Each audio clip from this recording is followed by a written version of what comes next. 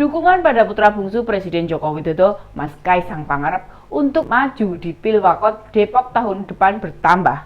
Ini menandakan wali kota dari PKS yang setidaknya hampir 4 periode berturut-turut dirasakan tidak memberikan dampak positif bagi warga. Sebagai penyangga ibu kota, Depok idealnya menjadi kota yang modern.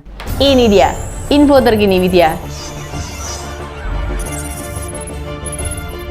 Sejumlah parpol mulai melirik Kaisang Pangarep untuk maju dalam Pilwakot Depok, Jawa Barat. Jadi memang kita sudah tahu lah selama ini hampir 5 periode kurang lebih ya, itu dikuasai oleh partai luar. Katanya sih Kaisang lah masuk ke Depok. Saya kira itu mungkin salah satu penantang yang setimpal juga gitu kan.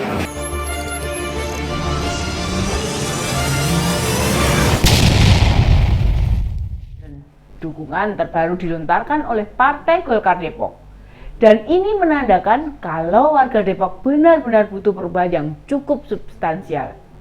Sejak menyatakan keinginannya terjun di politik, banyak partai yang membuka diri, siap menerima Mas Kaisang. Mereka siap menjadi kendaraan politik, baik memperjuangkan kepala daerah maupun wakil rakyat. Hanya saja, sejak dideklarasikan sebagai calon wali kota oleh relawan GP Mania Depok, banyak partai di Depok yang menyambutnya dengan positif. Seperti kita tahu, Depok sudah 19 tahun dinakodai partai pimpinan Pak Ahmad Saiku. Selama itu pula, kota Depok tidak mencatatkan kemajuan pembangunan yang cukup signifikan. Pada 2006 hingga 2016, wali kota Depok dijabat oleh Nur Mahmudi Ismail. Banyak masyarakat yang terkejut dengan majunya Pak Nur Mahmudi ini. Sebab Pak Nur ini pernah memiliki jabatan mentereng, jadi Presiden PKS tahun 1999 hingga tahun 2000, sekaligus jadi anggota DPR. Berhenti jadi wakil rakyat karena diangkat jadi Menteri Kehutanan dan Perkebunan di tahun yang sama. Bukankah bila sudah menjadi pimpinan partai, juga menjabat menteri, tidak menurunkan levelnya ke posisi rendah? Usai jadi menteri malah jadi wali kota. Ini menandakan ada krisis kader di PKS pada tahun itu. Setelah Pak Nur Mahmudi digantikan pasangan Muhammad Idris hingga sekarang, pada 2024 PKS sudah mempersiapkan Imam Budi Hartono yang akan menjadi Cawalkot Depok berikutnya. Pak Imam ini wakil Pak Idris yang sekarang jadi wali kota. Masyarakat kota Depok sudah tidak sabar mengganti wali kotanya dengan kader lain. Yang banyak disuarakan masyarakat Depok, pembangunan di kota itu tidak merata. Selama ini hanya fokus di perkotaan saja. Itu pun tidak membuat kota Depok jadi bebas macet. Kawasan Margonda mengalami berbagai penyesuaian infrastruktur, namun arus lalu lintas masih seperti beberapa tahun sebelumnya. Makanya, begitu nama Mas Kaisang dideklarasikan jadi bakal wali kota, partai politik selain PKS merespon dengan cepat.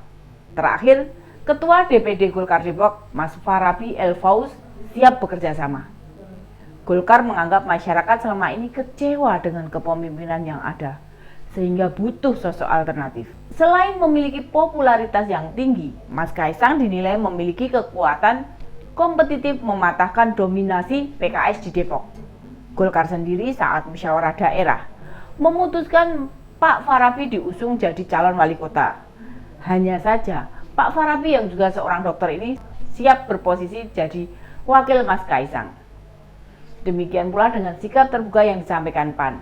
Mereka siap bekerja sama mengusung Kaisang Pangarep memenangkan pilkada. Partai pimpinan Pak Zulfas ini siap berkoalisi untuk mengalahkan partai sebelah, itu yang disampaikan Ketua DPD PAN Depok Pak Igun Sumarno. Tentu PDI Perjuangan yang lebih duluan membuka diri terhadap kemungkinan bergabungnya adiknya Mas Gibran ini, wali kota Solo tersebut. Bila di Solo PDI Perjuangan berhasil memperjuangkan Mas Gibran memenangkan pilkada, mengapa di Depok tidak bisa?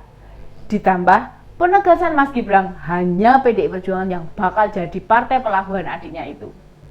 Yang lebih konkret malah PSI. Mereka memasang baliho besar di jalanan utama kota Depok.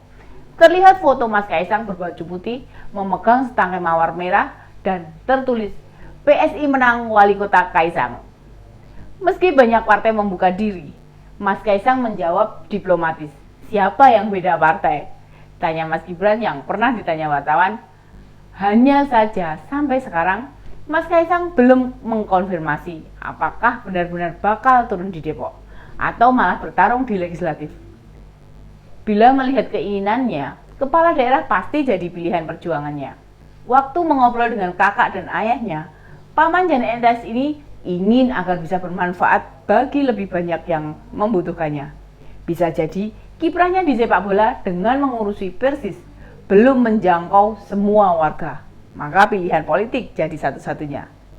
Kalau ditimbang, mau di Depok lebih realistis dibandingkan bertarung di Solo atau Sleman.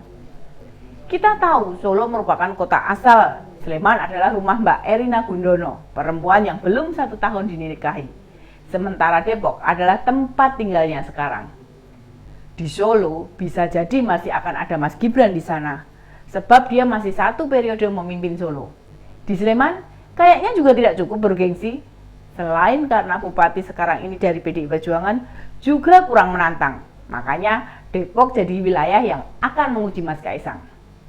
Tentu ujian Mas Kaisang bukan di soal apakah bisa mengalahkan PKS, namun membuat terobosan yang bermanfaat bagi masyarakat Depok.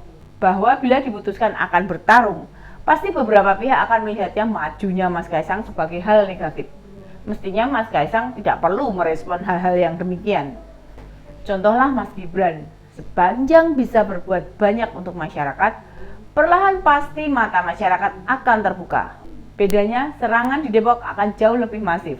Lebih mayoritas, warga merupakan pendukung PKS. Kursi di DPRD Depok yang berjumlah 45 diisi wakil terbanyak dari PKS, yakni 12 kursi. Mas Kaisang tidak perlu minder. PDI Perjuangan dan Gerindra masing-masing punya 10 kursi. Jadi, masih ada backup lah kursi partai lainnya berjumlah antara 1 sampai 5 buah. Bila Depok jadi tujuan, kontestasi Depok benar-benar bakal jadi perhatian banyak pihak. Banyak yang menganggap hampir sulit meruntuhkan kekuatan PKS di sana. Kehidupan masyarakatnya sudah sangat religius. Hanya ketika dihadapkan pada realita, mereka sering menerima tanpa daya. Ketidakmampuan wali kota saat ini tidak banyak disikapi dengan serius. Itu bentuk keberhasilan PKS mengkondisikan warganya. Bagaimana Mas Kaisang? Sebagai anak milenial pasti suka tantangan. Kalau mau di Solo dan di Sleman, menangnya akan sangat mudah. Anda tidak perlu susah payah seperti Pak Jokowi atau Mas Gibran. Harus panas-panasan, belusukan, jalan kaki berkeliling antar kampung, kasih bantuan dan kerepotan lain. Tinggal duduk saja, hampir pasti menang. Namun, bila di Depok, baru Mas Kaisang akan merasakan benar bagaimana bekerja dengan keras memenangkan sebuah pertarungan. Bukan hanya memikirkan strategi, menyiapkan logistik, mengorkestrasi parpol pendukung, mengkonsolidasi relawan, dan hal lain agar bisa mengalahkan PKS. Bagaimana Mas? Berani nggak menghadapi tantangan? Demikian info terkini media, sampai ketemu lagi di Ini Dia, info terkini media berikutnya. Salam cerdas.